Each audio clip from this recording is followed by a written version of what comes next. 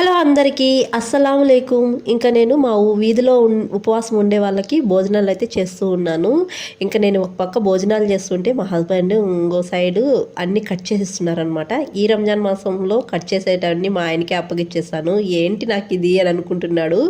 ఇంకా మా ఆయన అయితే నా మీద కుళ్ళు జోకులు వేస్తున్నాడు అనమాట.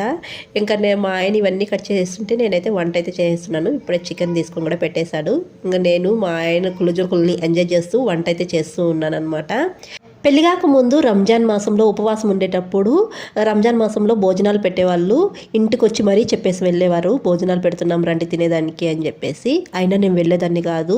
చాలామంది చెప్పేవాళ్ళు వెళ్ళాలి, చాలా మంచిది, ఇంటికి వచ్చి పిలిచినప్పుడు తప్పకుండా వెళ్ళాలి, అది అదృష్టంగా భావించాలి, తినాలి అని అనేవాళ్ళు. అయినా కానీ వెళ్ళేదాన్ని కాదు.